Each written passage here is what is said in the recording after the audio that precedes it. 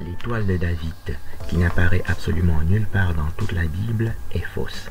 The Star of David appearing absolutely nowhere in the whole Bible is fake. La franc-maçonnerie sous toutes ses formes et enseignements, elle aussi est fausse. Freemasonry is in all his teaching and forms also is fake. Usury conspiracy to shed blood is forbidden at least 144 times in the whole Bible. Usure, complot pour répandre le sang, est interdite dans toute la Bible, au minimum à 144 reprises dans le judaïsme. Cette vidéo apporte 144 preuves scientifiques, archéologiques et historiques de ce que l'étoile de David est fausse et que la franc-maçonnerie aussi est fausse. This video brings forth 144 scientific, archaeological and historic proof of that the Star of David and Freemasonry are fake. First demonstration, première démonstration. Vous allez dans Google, chacun tape la Sainte Bible dans Google. Vous prenez une Bible de votre choix, vous cliquez dessus, il s'ouvre cette Bible et dans laquelle il y a un moteur de recherche qui ressemble à Google. Dans ce moteur de recherche, vous tapez étoile. Vous ne trouverez absolument aucune étoile, il y a très peu d'étoiles, qui soit attachée ni à Salomon, ni au roi David. Ça prend 3 minutes et on a la preuve qu'il n'existe absolument aucune étoile ni de David ni de Salomon dans toute la Bible. When you enter in King James Version 1611 star, you will find nowhere any single star attached to David, neither a star attached to Solomon. The same way, there exists in the whole Bible no single Ashkenazim Jew, Hebrew, or Shemite. There is only 3 occurrences of Ashkenaz in the whole Bible. The first in Genesis chapter 10 verse 3, the second in 1 Chronicles chapter 1 verse 5, and the third in Jeremiah chapter 53. In these 3 appearances, Ashkenaz is son of Japheth, not of Shem. So there is no Jew, Ashkenaz, neither on the flesh, neither on the spirit, as you have proved. Donc, quand vous tapez Ashkenaz, vous trouverez donc aucun Ashkenaz, ni juif, ni sémite, car quand vous tapez dans la Bible Ashkenaz, il y a 3 apparitions d'Ashkenaz, un dans Genèse chapitre 10 verset 3, un dans le premier livre des Chroniques chapitre 1 verset 5, et le troisième dans Jérémie chapitre 53, dans lesquels Ashkenaz est décrit comme fils de Japheth et pas comme fils de Shem, de Sem. Pour cette raison-là, Ashkenaz n'est pas sémite, ni selon la chair, ni selon l'esprit, puisque l'usure est contre le judaïsme, est anti-judaïque. Le judaïsme de Moïse interdit l'usure. De la même façon, il n'existe absolument aucun juif séfarade dans toute la Bible. Séfarade n'apparaît qu'une seule fois dans toute la Bible, dans Abdias chapitre 1 verset 20. Il y est décrit comme étant un cananéen. Ésaü est d'homme cananéen. Il n'est donc pas sémite non plus. There exists in the whole Bible no single Sepharad Jew, no Shemite, no Hebrew. Sepharad appears only one time in the whole Bible, in Obadiah chapter 1 verse 20, in which Sepharad is a Canaanian. Ésaü, Edom, Sarepta. Sepharvaim in second book of Chronicle, in second book of the King chapter 17, Sepharvaim also means Sepharad, which also means Sarepta, which are Babylonian.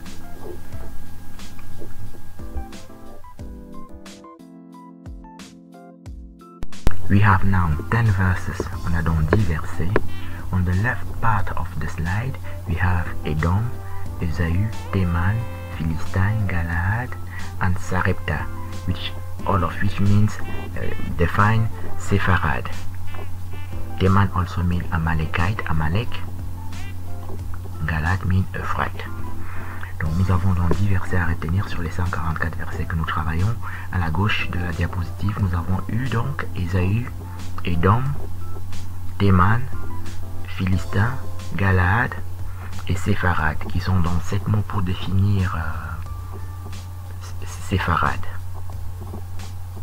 À la droite de la diapositive, nous avons donc eu 3 mots pour définir 3 apparitions d'Ashkenaz dans Genèse chapitre 10, verset 3, 1 Chronique chapitre 1, verset 5 jusqu'au verset 6, et Jérémie chapitre 51, verset 27. Dans ces 10 mots, Sépharad et Ashkenaz sont des supra-babyloniens. C'est comme ça qu'ils sont présentés dans Jérémie chapitre 51. Nous allons développer un peu plus loin. Ça nous fait donc 10 versets à retenir parmi les 144 versets qui veulent dire donc que Ashkenaz n'est pas sémite, ni d'Adam, ni d'Ève.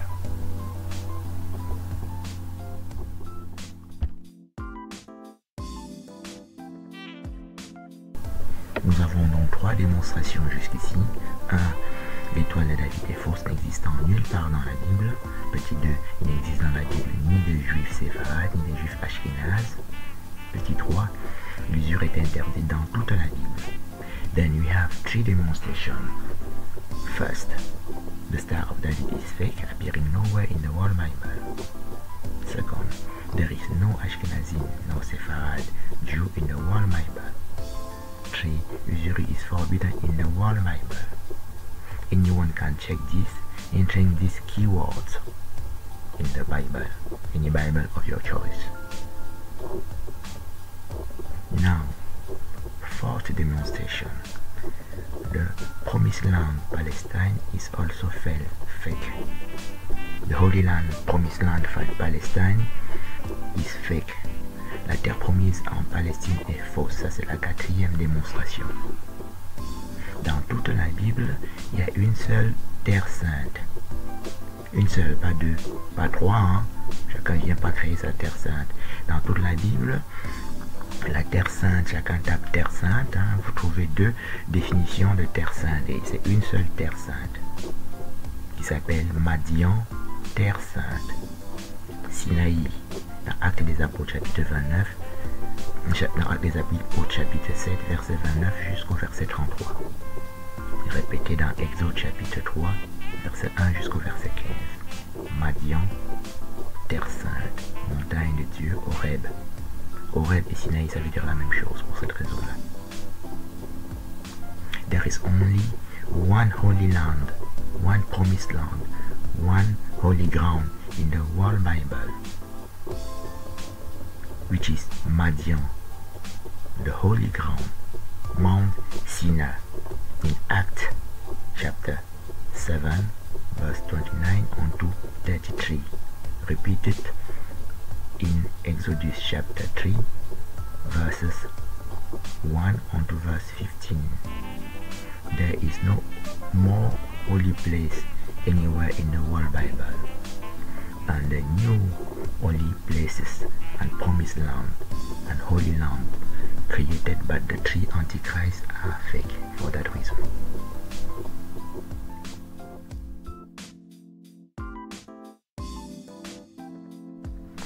Cinquième démonstration, the 5th demonstration. The promised land Abraham received in Genesis chapter 15 from the verse 18 to the verse 21.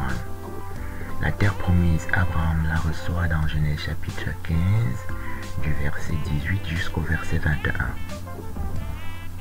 Abraham, je donne ce pays depuis le grand fleuve Euphrate, le pays des Kéniens, le pays des Hétiens, le pays des Cananéens, le pays des Jébusiens, le pays des Amoréens, le pays des Girgasiens. Nous avons 7 mots à définir. Genesis chapter 15 from the verse 18 to the verse 21, the promised land. Abraham, have I given this land from the great river Euphrates, the land of the Canaanites, the land of the Hittite, the land of the Jebusite, the Canaanite, the Amorite, and the Girgazite. So we have 7 words to define. The first word is Euphrates. Euphrates in the book of Judith chapter 2 from the verse 6 onto the verse 14 is defined as Madian Euphrates in the second book of Judith chapter 2. Le livre de Judith chapitre 2 définit Madian, Euphrates et Madian. Et dans le livre de Judith chapitre 1, du verset 6 au verset 9, on dit Euphrates, Éthiopie. Judith chapter 1 says Euphrates, Ethiopia, from the verse 6 to the verse 9. So, the Great Euphrates River, which is the Nile, is an Ethiopian and Midianite river. This is the first word here defined. The second word is, le deuxième mot c'est le pays des Kéniens.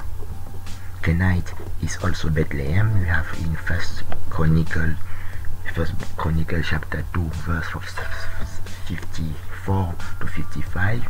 Bethlehem is Kenite. You have Bethlehem, Kenite. Bethlehem c'est Kénien. Dans premier livre des Chroniques chapitre 2 versets 54 à 55 on dit Bethlehem, Kénien.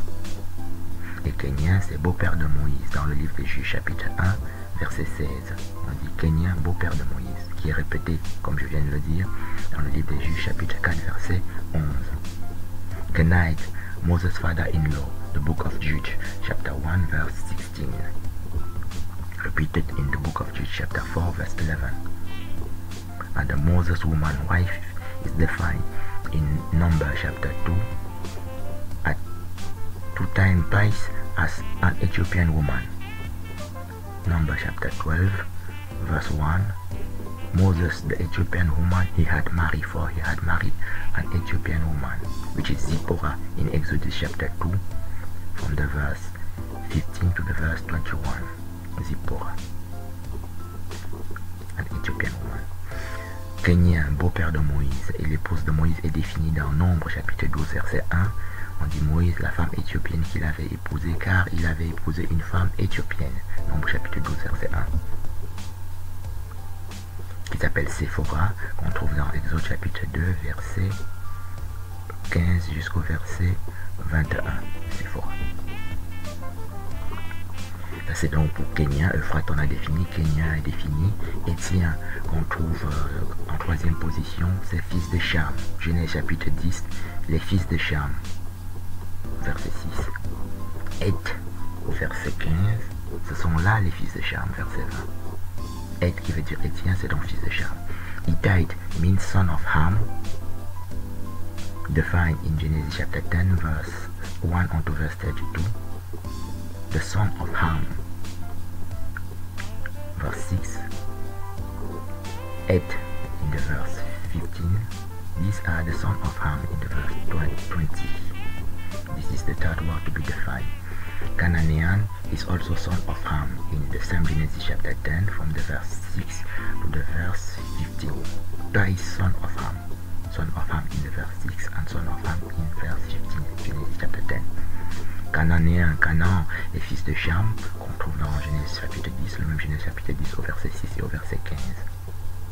Jébusien, qui s'appelle Tyr et Sidon. Jébusien veut dire Tyr et Sidon, qu'on trouve dans Zacharie chapitre 9, verset 1 jusqu'au verset 7. On dit Tyr et Sidon, ce sont les Jébusiens. Qui s'appelle donc ici, qu'on trouve dans le livre des Juges, chapitre 19, on dit Jébusien qui est Jérusalem. Chapitre 19, Juges. Donc, Jébusien veut dire toujours dans Genèse chapitre 10, Jébusien fils de Cham au verset 15. Amoréen fils de Cham aussi. Sidon, que je viens de citer dans Zacharie chapitre 9, se trouve aussi au verset 15 de Genèse 10. So Jebusite is son of Ham in the same chapter 10 of Genesis in the verse 15.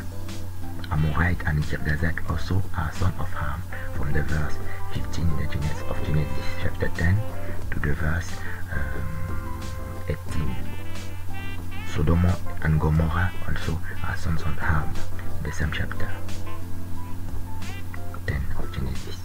These are the 7 words that define the promised land that Abraham has received here in Genesis chapter 15, which is prophetess, Kenite, Ethiopian woman, Hittite. Hittite also means the promise, the patriarch sepulchre. Hittite, Canaanite, Jebusite, Amorite, and Girgazite. The 7 words have been defined. Most of them are sons of Ham. In Genesis chapter 10. Donc les 7 mots ont été définis qui sont donc Euphrate, Cananéen, Jébusien, Héthien, Amoréen et Girgazien. Ça c'est la terre promise qui pour cette raison-là ne peut pas être en Palestine. Parce que toute Cham est noire parce que son premier fils s'appelle Couche. Et Couche veut dire noir. Dans Jérémie chapitre 13 verset 23, on dit Couche éthiopien. So we have reached here 33 Bible verses. Ashkenaz is a fake Jew. 10 Bible verses define Ashkenaz and Sepharad. And we have 14 verses to define the Holy Land, Holy Ground, and 10 more verses to define the promised land given to Abraham.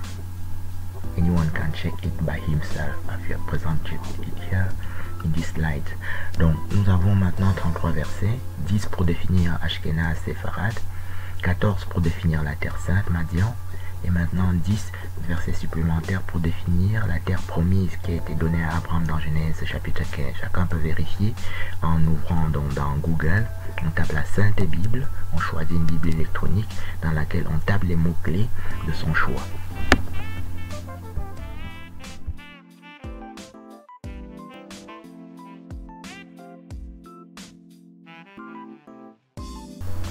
Sixth demonstration, 6e démonstration.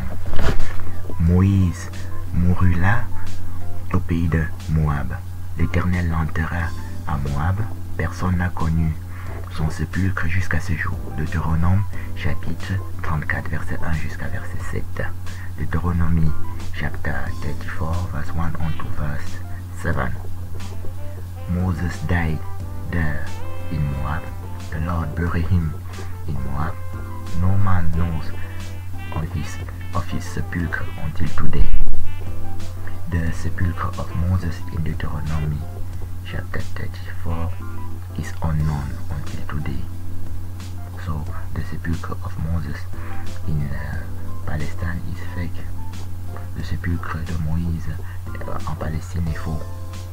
Tous les sépulcres de tous les patriarches en Palestine, depuis Abraham jusqu'à tout le monde, est faux. Pour les quelques raisons que nous avons déjà vues et pour celles que nous allons encore développer dans cette vidéo.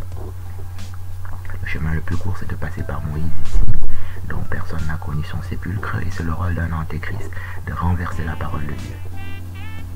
Et les 3 antéchrists, c'est ce qu'ils font.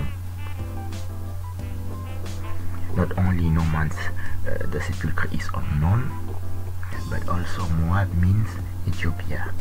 In Numbers chapter 22 verse 7, Genesis chapter 36 verse 35, and in 1 Chronicles chapter 1 verse 7 on to verse 46.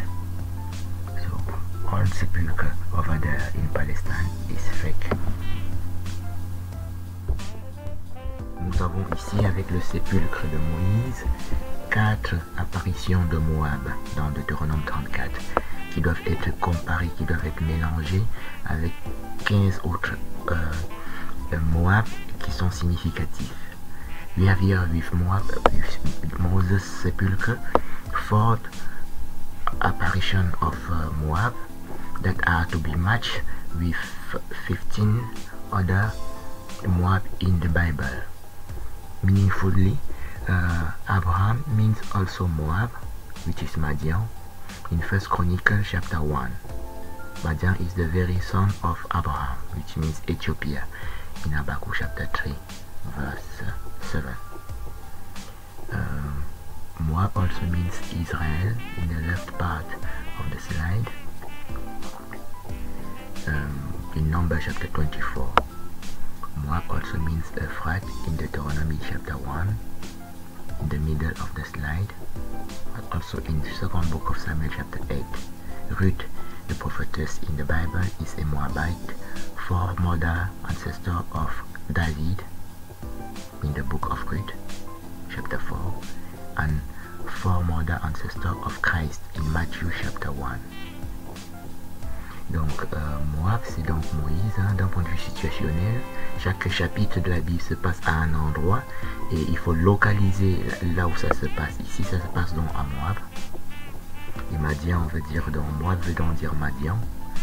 Dans les chapitres que nous avons cités, par exemple dans Genèse 36.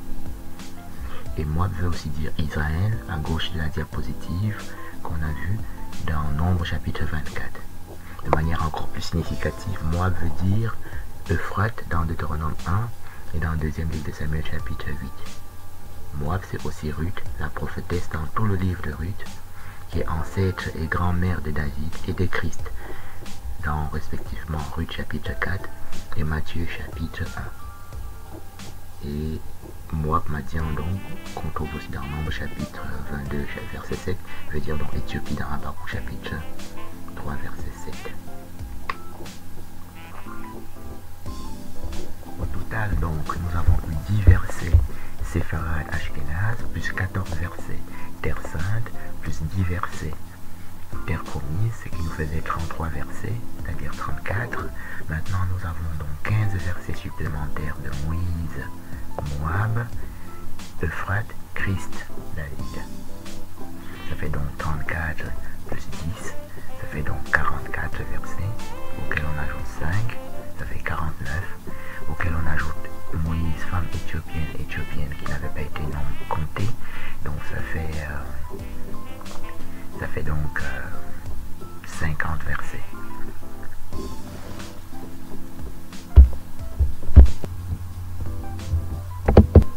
So we have now reached 50 Bible verses, Ashkenaz non-Jew, including the 10 initial verses, Ashkenaz Sepharad, 14 Bible verses, Holy Ground, 10 more verses, Promised Land, which were 34 Bible verses, with now 15 verses, Moïse, Moab, Israel, Euphrate, Christ and David, in which we can add the 2 more Bible verses, Moses, Ethiopian woman, which make 50 Bible verses.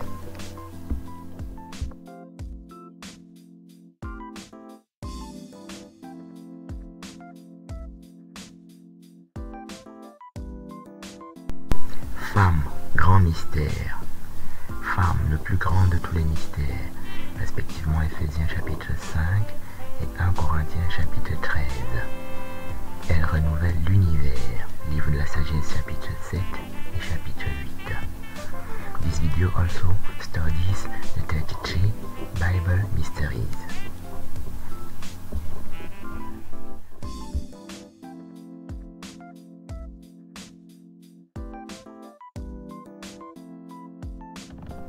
Femme, épouse de Dieu, gloire de Dieu, Apocalypse chapitre 21, verset 9. Noces de l'agneau, Apocalypse 19, verset 7 à 9. Woman, wife of God, glory of God, Revelation chapter 21, verse 9. Lamb marriage, Revelation chapter 19, verse 7 unto verse 9. Femme, la femme est une gloire, la femme, gloire de l'homme. Premier livre des Corinthiens, chapitre 11. Woman, glory of man, 1 Corinthians, chapter 11. Known as lamb wedding, lamb marriage.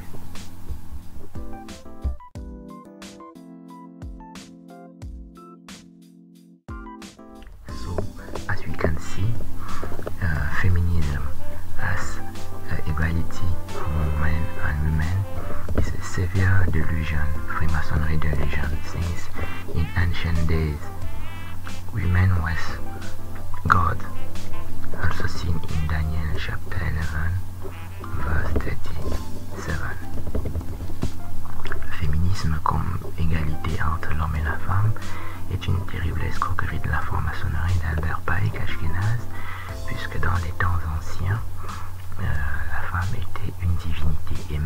qu'une divinité, puisqu'on dit gloire de Dieu. Ça veut dire que c'est plus que Dieu, c'est au-dessus de Dieu. On dit aussi femme divinité dans Daniel chapitre 11, verset 37.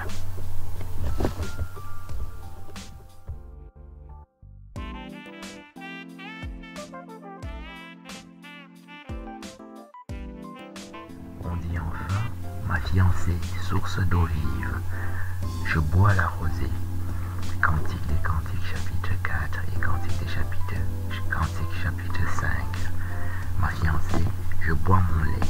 Le roi Salomon boit les 3 eaux de sa compagne en permanence. Le sein de la femme produit du lait en permanence dans la Bible, pas seulement en postpartum. C'est parce que l'Antéchrist a désintéressé l'homme du sein de la femme, qui est donc vénéré comme on a pu le voir, que le sein de la femme s'est asséché.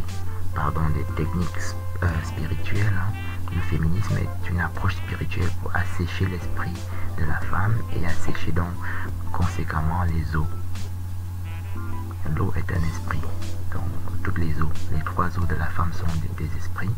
Et l'esprit c'est le feu, comme on a pu le voir dans plusieurs diapositives. Et Salomon, qui est le plus grand roi de toute la Bible, dit je bois la rosée. Il dit je bois mon lait. Dans Cantique des Cantiques chapitre 4 et Cantique des Cantiques chapitre 5.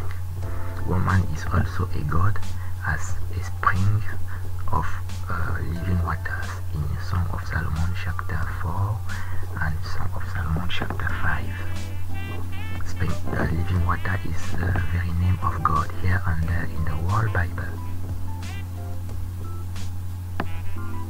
And Solomon drinks the 3 waters of his bride all the time.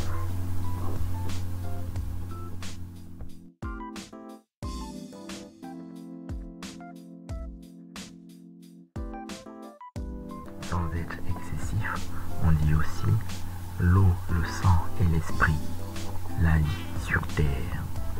Donc qui se réfère à la femme dans 1 Jean chapitre 5 verset 5 jusqu'au verset 8, jusqu'au verset 14.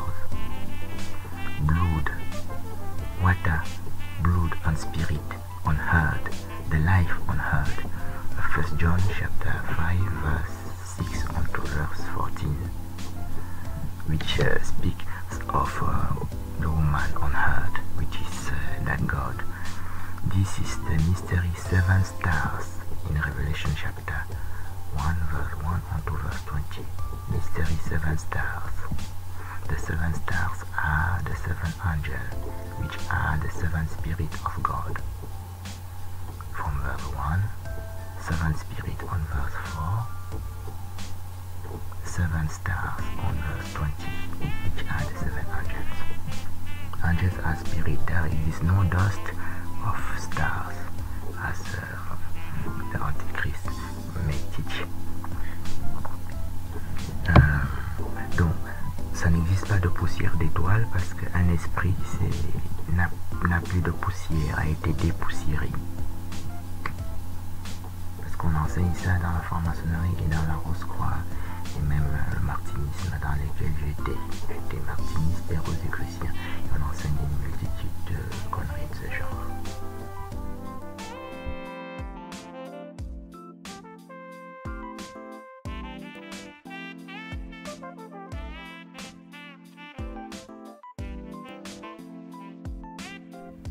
Comme nous le voyons, le réchauffement climatique aussi est totalement faux. Ça s'appelle fausse science, amour de l'argent, grande source de gain. Stupide science pour homme stupide, qu'on trouve dans 1 Timothée 3, verset 20, verset 1 jusqu'au verset 20, et dans plusieurs autres endroits dans la Bible, qui fait partie de l'usure, de l'extorsion de l'usure. Ça n'existe pas de fonte des glaciers. On peut procéder par l'absurde. Toutes les prévisions catastrophistes qui ont été faites il y a 20 ans, il y a 10 ans, ne se sont pas accomplies aujourd'hui. Les îles qui devaient être noyées et submergées n'ont pas été noyées, pas une seule d'entre elles. Ça n'existe pas du tout de fonte des glaciers. Pour faire fondre une grosse masse de glace, il faut une très très grande température que nous n'avons pas sur Terre. Si la température augmente de 1 degré, vous ne pouvez pas faire fondre un morceau de glace les glaciers qu'on trouve, c'est une manifestation du 7e océan. Le 7e océan, c'est l'eau qui est au-dessus du firmament, que nous avons vu sur plusieurs diapositives sous forme de sang, qui s'appelle changer les eaux en sang. Le sang, c'est du feu, et c'est un peu un mystère, mais c'est la glace qui est sous forme de feu. Ça s'appelle Jérusalem céleste, cold and frost, c'est-à-dire glace et feu, qu'on trouve dans Zacharie chapitre 14. Donc tout le 7e océan qui se trouve donc au-dessus du ciel, au-dessus du firmament, et de la glace. Et c'est cette glace, hein, la terre est ronde, et ça descend, et nous le voyons sous forme de glace, c'est ce que nous appelons les glaciers. C'est une partie visible du 7e océan. Et la catastrophe du lac Nyos en 1986 au Cameroun, c'est ce qu'on appelle la source de l'abîme. Dans les eaux qu'on appelle les sources chaudes qu'on a vues sur plusieurs diapositives, c'est l'eau qui vient du 6e océan, qui lui, elle est en dessous des plaques tectoniques. Les plaques tectoniques, c'est ça qui porte les océans visibles. Et en dessous de ces plaques tectoniques, il y a un autre océan. Voilà. Qui lui est une source chaude, alors que l'océan au-dessus, dans Genèse chapitre 1, on dit les eaux au-dessus. Voilà. Et donc, quand un gros morceau de glace casse, c'est pour des raisons mécaniques, des raisons dynamiques, biomécaniques, biodynamiques, tectoniques. Ce n'est jamais pour des raisons de chaleur. Si vous prenez un morceau de glace dans le congélateur, vous passez, le posez sur la cuisinière, ça fond.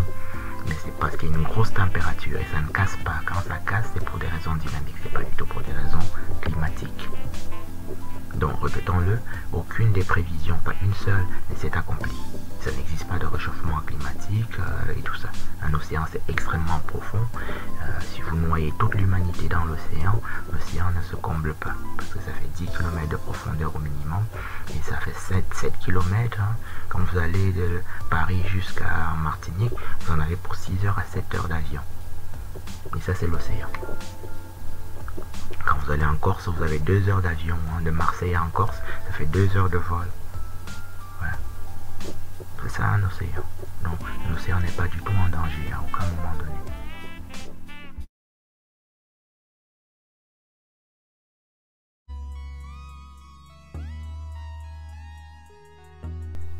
Nous voyons donc l'étoile dite étoile de David est fausse et que la franc-maçonnerie qui partage la même étoile et les mêmes prophéties sous toutes ses formes est fausse aussi.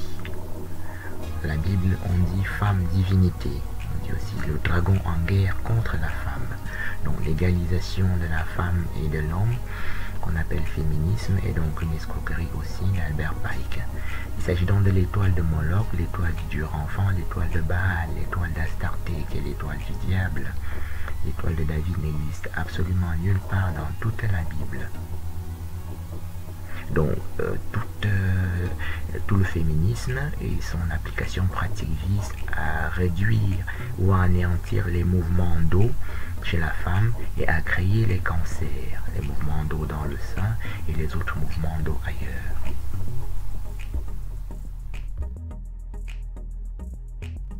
So, the Star of David, which appears absolutely nowhere in the whole Bible, is fake.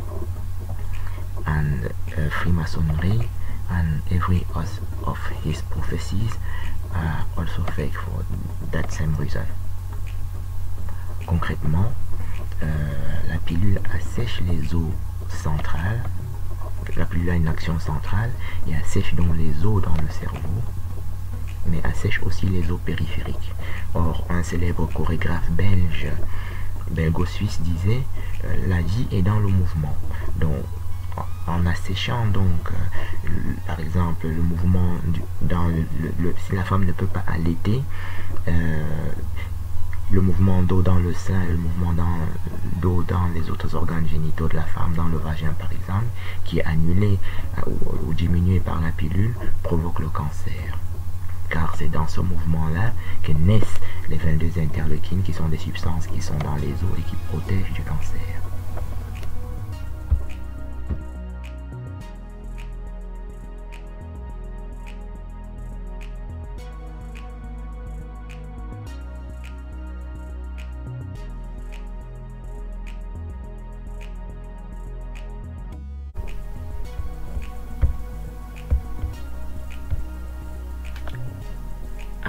Abraham, Kedar.